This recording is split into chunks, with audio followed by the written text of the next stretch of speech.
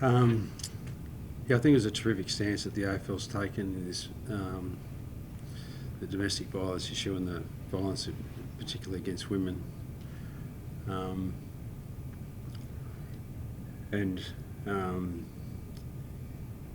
Men right around the world, but particularly this country, just need to be better. But I also don't want it to just be a tokenism, because I can remember 12 years ago, Jill Maher being murdered. So we've had 12 years. That was a tragic event that shocked the whole state, if not the country. Yet the same things are still happening. So hopefully this is a stance that's been taken by the game. A stance needs to be taken by government.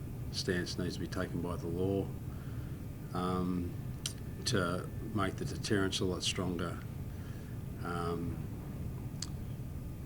Protect those that could be victims of domestic violence, and actually genuinely do something about it.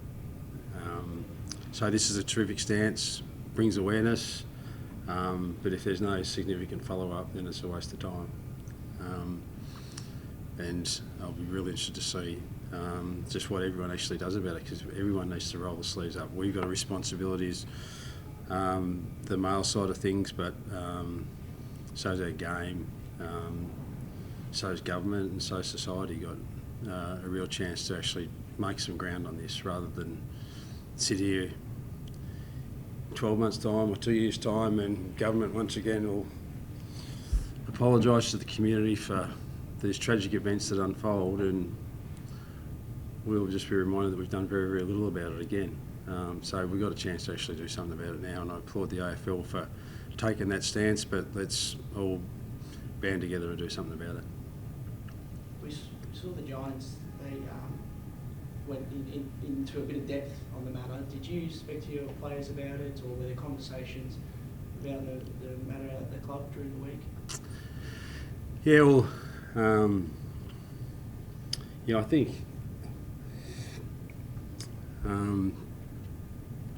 I think the most important thing is self-awareness in terms of your own family and your own connections and community and what's going on first and foremost. But in terms of the education with our players, it's ongoing, and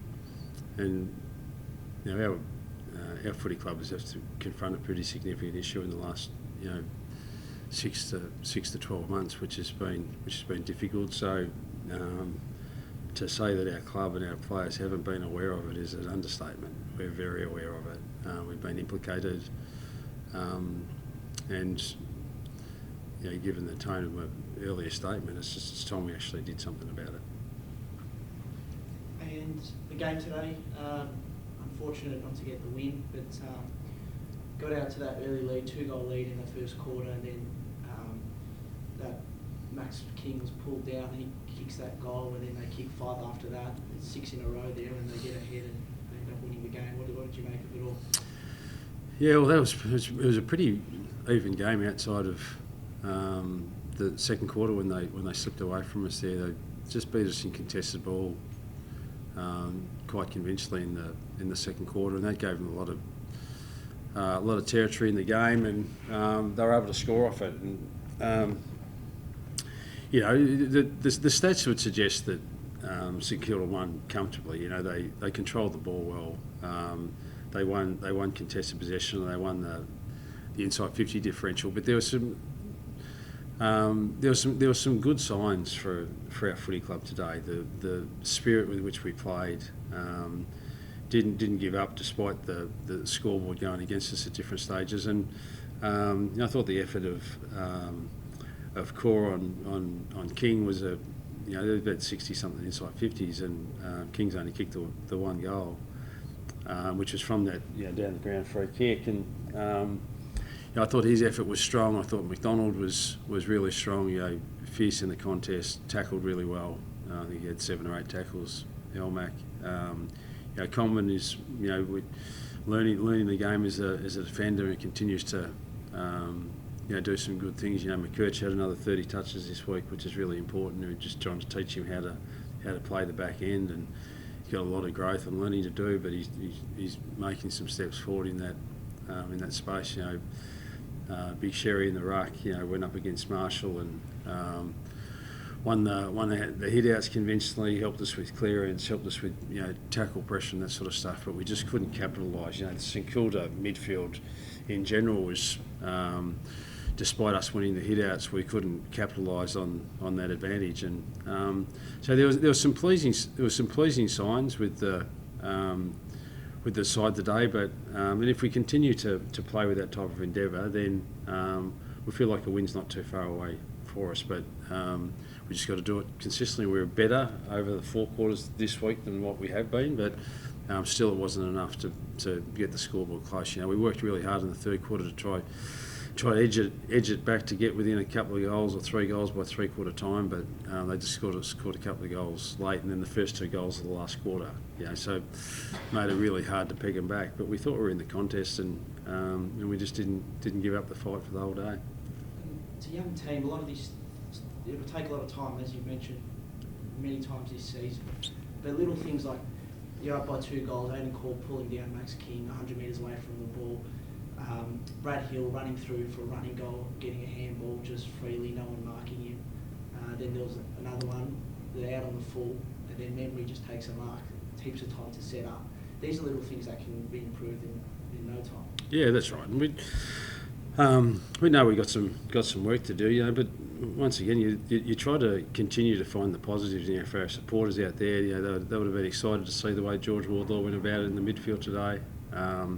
He had one of his better games, but he's a competitor, and most of our score involvements actually had George in it. So that's pleasing for us. That he continues to take some steps forward for us, and but you're right. We just need to clean up some of the things in our game. That they got some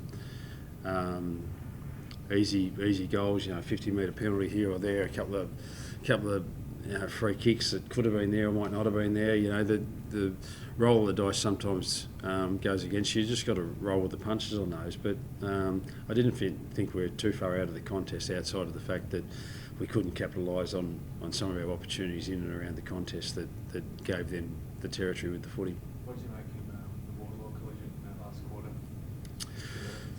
Yeah, it was a fierce contest between 2 young kids that they played under 18s against each other last year. So it was great that they both kept their eyes on the footy, and great that Darcy was able to continue to play the game, and George was able to continue to play the game. But if you see the time the time when they collided, the footy was sitting right next to their heads. So great contest by 2 kids that are just finding their way in the game, and we don't want to take that out of the footy. I don't reckon. You feel it's just a normal football back, basically? Yeah, I think so. Yeah, the fact that both of them continued to play suggests that it was exactly what we love about our game, and that's the ball's there to go and get, and two kids collided because it's a contact sport. She's able to spend a bit more time in the midfield. Yeah, he spent most of the game in the middle of the ground. We want to try. Fisher and McCurch across half back, and she's started the game pretty well. He probably drifted out of it a little bit after half time, but he did some good things for us in the middle of the ground, and thought Fisher and McCurch did some valuable things in the back half. We just got to get our ball use and our overlap a little bit bolder perhaps. But we thought that Sheets was a positive for us in the middle of the ground. Did you use what happened in the last game you guys played against Saints' fuel to? No, I didn't even mention it. Good way to steer clear. It cost me $20,000 that, so steer clear of anything that reminds me of that, especially my wife. She's not too keen on that. The mark differential almost doubled at marks as 128 to 69. Was that a frustration?